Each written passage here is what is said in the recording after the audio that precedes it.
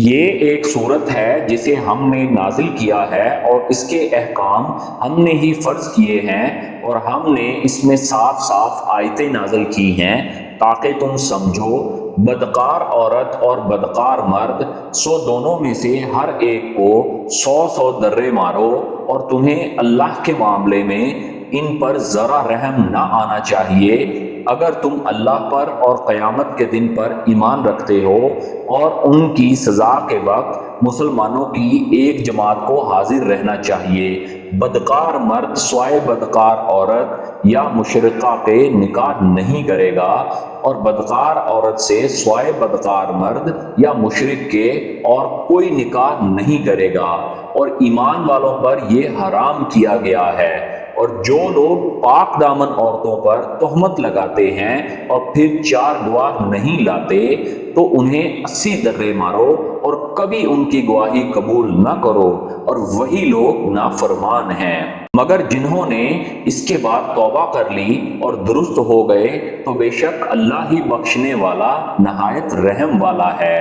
اور جو لوگ اپنی بیویوں پر تہمت لگاتے ہیں اور ان کے لیے سوائے اپنے اور کوئی گواہ نہیں، تو ایسے شخص کی گواہی کی یہ صورت ہے کہ 4 مرتبہ اللہ کی قسم کھا کر گواہی دے کہ بے شک وہ سچا ہے، اور 5ویں مرتبہ یہ کہے کہ اس پر اللہ کی لعنت ہو اگر وہ جھوٹا ہے۔ اور عورت کی سزا کو یہ بات دور کر دے گی کہ اللہ کو گواہ کر کے 4 مرتبہ یہ کہے کہ بے شک اس پر اللہ کا غضب پڑے اگر وہ سچا ہے، اور 5ویں مرتبہ کہے کہ بے شک اس پر اللہ کا غضب پڑے اگر وہ سچا ہے۔ اور اگر تم پر اللہ کا فضل اور اس کی رحمت نہ ہوتی، اور یہ کہ اللہ توبہ قبول کرنے والا حکمت والا ہے، تو کیا کچھ نہ ہوتا۔ بے شک جو لوگ یہ طوفان لائے ہیں تم ہی میں سے ایک گروہ ہے۔ تم سے اپنے حق میں برا نہ سمجھو، بلکہ وہ تمہارے لیے بہتر ہے۔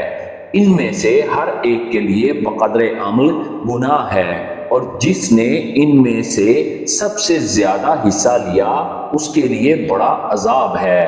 جب تم نے یہ بات سنی تھی تو مسلمان مردوں اور مسلمان عورتوں نے اپنے لوگوں کے ساتھ نیک گمان کیوں نہ کیا، اور کیوں نہ کہا کہ یہ صریح بہتان ہے؟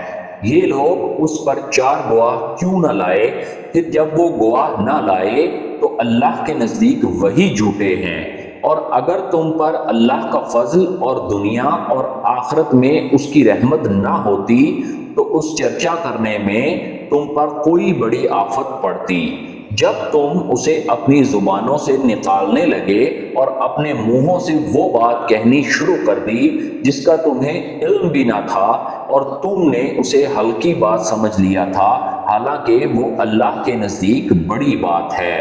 اور جب تم نے اسے سنا تھا تو کیوں نہ کہہ دیا کہ ہمیں تو اس کا منہ سے نکالنا بھی لائق نہیں؟ سبحان اللہ، یہ بڑا بہتان ہے۔ اللہ تمہیں نصیحت کرتا ہے کہ پھر کبھی ایسا نہ کرنا اگر تم ایماندار ہو۔ اور اللہ تمہارے لیے آیتیں بیان کرتا ہے، اور اللہ جاننے والا حکمت والا ہے۔ بے شک جو لوگ چاہتے ہیں کہ ایمانداروں میں بدکاری کا چرچا ہو، ان کے لیے دنیا اور آخرت میں دردناک عذاب ہے، اور اللہ جانتا ہے اور تم نہیں جانتے۔ اور اگر تم پر اللہ کا فضل اور اس کی رحمت نہ ہوتی، اور یہ کہ اللہ نرمی کرنے والا مہربان ہے، تو کیا کچھ نہ ہوتا۔ اے ایمان والو، شیطان کے قدموں پر نہ چلو، اور جو کوئی شیطان کے قدموں پر چلے گا سو وہ تو اسے بے حیائی اور بری باتیں ہی بتائے گا۔ اور اگر تم پر اللہ کا فضل اور اس کی رحمت نہ ہوتی تو تم میں سے کوئی کبھی بھی پاک صاف نہ ہوتا، اور لیکن اللہ جسے چاہتا ہے پاک کر دیتا ہے۔ اللہ سننے والا جاننے والا ہے۔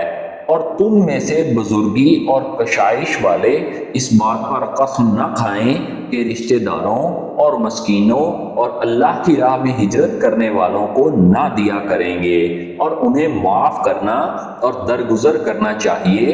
کیا تم نہیں چاہتے کہ اللہ تمہیں معاف کر دے؟ اور اللہ بخشنے والا نہایت رحم والا ہے۔ جو لوگ پاک دامنوں بے خبر ایمان والیوں پر تہمت لگاتے ہیں ان پر دنیا اور آخرت میں لعنت ہے اور ان کے لیے بڑا عذاب ہے۔ جس دن ان پر ان کی زبانیں اور ان کے ہاتھ پاؤں گواہی دیں گے جو کچھ وہ کیا کرتے تھے، اس دن اللہ انہیں انصاف سے پوری جزا دے گا اور جان لیں گے بے شک اللہ ہی حق بیان کرنے والا ہے۔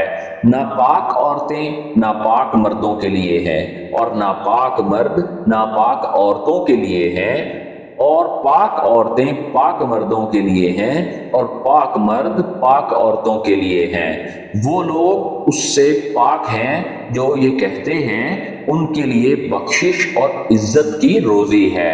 اے ایمان والو، اور اپنے گھروں کے سوا اور کسی کے گھروں میں نہ جایا کرو جب تک اجازت نہ لے لو، اور گھر والوں پر سلام نہ کر لو، یہ تمہارے لیے بہتر ہے تاکہ تم نصیحت حاصل کرو۔ پھر اگر وہاں کسی کو نہ پاؤ تو اندر نہ جاؤ جب تک کہ تمہیں اجازت نہ دی جائے، اور اگر تمہیں کہا جائے کہ لوٹ جاؤ تو واپس چلے جاؤ، یہ تمہارے حق میں بہتر ہے، اور جو کچھ تم کرتے ہو اللہ جانتا ہے۔ تم پر اس میں کوئی گناہ نہیں کہ ان گھروں میں جاؤ جہاں کوئی نہیں بستا، ان میں تمہارا سامان ہے، اور اللہ جانتا ہے جو تم ظاہر کرتے ہو اور جو تم چھپاتے ہو۔ ایمان والوں سے کہہ دو کہ وہ اپنی نگاہ نیچی رکھا کریں اور اپنی شرمگاہوں کو بھی محفوظ رکھیں، یہ ان کے لیے بہت پاکیزہ ہے، بے شک اللہ جانتا ہے جو وہ کرتے ہیں۔ اور اے ایمان والیوں سے کہہ دو کہ اپنی نگاہ نیچی رکھیں اور اپنی عصمت کی حفاظت کریں اور اپنی زینت کو ظاہر نہ کریں مگر جو جگہ اس میں سے کھلی رہتی ہے، اور اپنے دوپٹے اپنے سینوں پر ڈالے رکھیں اور اپنی زینت ظاہر نہ کریں مگر اپنے خامدوں پر یا اپنے باپ یا خامند کے باپ یا اپنے بھائیوں یا بھتیجوں یا بھانجوں پر یا اپنی عورتوں پر یا اپنے غلاموں پر یا ان خدمت گزاروں پر جنہیں عورت کی حاجت نہیں، یا ان لڑکوں پر جو عورتوں کی پردہ کی چیزوں سے واقف نہیں، اور اپنے پاؤں زمین پر زور سے نہ ماریں کہ ان کا مخفی زیور معلوم ہو جائے۔ اور اے مسلمانوں، تم سب اللہ کے سامنے توبہ کرو تاکہ تم نجات پاؤ، اور جو تم میں مجرد ہوں اور تمہارے غلام اور لونڈیاں نیک ہوں سب کے نکاح کرا دو۔ اگر وہ مفلس ہوں گے تو اللہ اپنے فضل سے انہیں غنی کر دے گا، اور اللہ کشائش والا سب کچھ جاننے والا ہے۔ اور چاہیے کہ پاک دامن رہیں وہ جو نکاح کی توفیق نہیں رکھتے یہاں تک کہ اللہ انہیں اپنے فضل سے غنی کر دے، اور تمہارے غلاموں میں سے جو لوگ مال دے کر آزادی کی تحریر چاہیں تو انہیں لکھ دو، بشرطے کہ ان میں بہتری کے آثار پاؤ، اور انہیں اللہ کے مال میں سے دو جو اس نے تمہیں دیا ہے۔ اور تمہاری لونڈیاں جو پاک دامن رہنا چاہتی ہیں انہیں دنیا کی زندگی کے فائدے کی غرض سے زنا پر مجبور نہ کرو، اور جو انہیں مجبور کرے گا تو اللہ ان کے مجبور ہونے کے بعد بخشنے والا مہربان ہے۔